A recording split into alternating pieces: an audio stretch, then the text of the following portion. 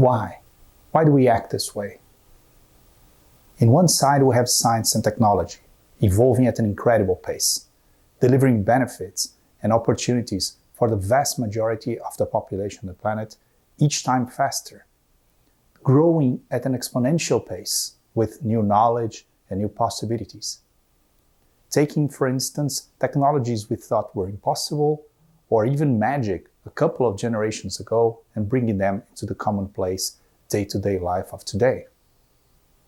On the other side, we have humanities, have human relationships, societies, companies.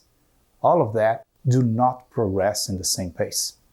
Actually, it progresses, when it does so, in a very linear way, improving a little bit each year. When we look at problems of human relationships, Egyptians were describing the same problems we have today thousands of years ago. Problems with democracy were already discussed by the ancient Greeks. Companies nowadays have the same problems as they did 100 years ago. So the improvement is definitely different in these two types of environments. But why is that so?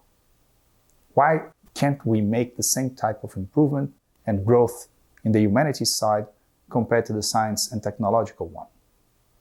The reason is one flawed assumption. The assumption that inconsistencies or conflicts are part of reality. We all know that's not true.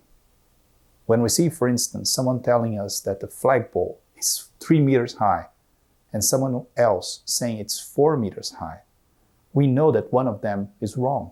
Maybe even both are wrong. But when it comes to human structures, human organizations, we tolerate and sometimes we even respect and do nothing about the conflicts and inconsistencies we see around us. There are companies trying to decentralize and centralize at the same time, to control more and less what their employees do. In our personal lives, we try to be more intimate and less intimate. Our societies propose more freedom and less freedom. And we act in this inconsistent and conflicting way all the time. Why is that?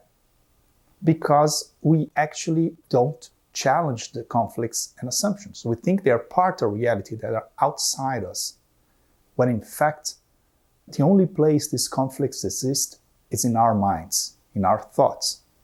And being there, they are vulnerable to be challenged and solved, eliminated completely, not by a compromise, not by halving the difference, but by thinking of different ways to solving the conflict, a third path maybe, to balance the two needs that are beneath every single conflict. And doing so, we can have significant jumps in our human relationships, organizations, societies, governments, and so forth.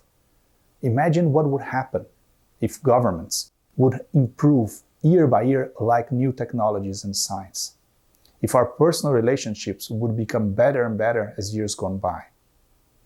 If societies would evolve to a point that is considered today magic or even impossible in a couple of generations.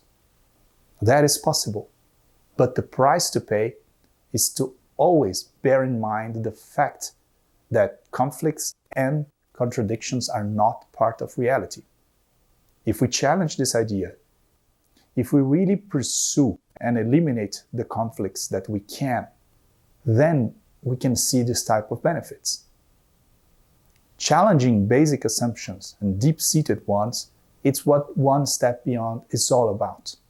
Here, we want to take all types of knowledge and challenge their basic assumptions and see how far we can push them, to see what else is there for us that we haven't yet harnessed for our benefits. To do so, I'm going to need your help. Please share your ideas in the comments.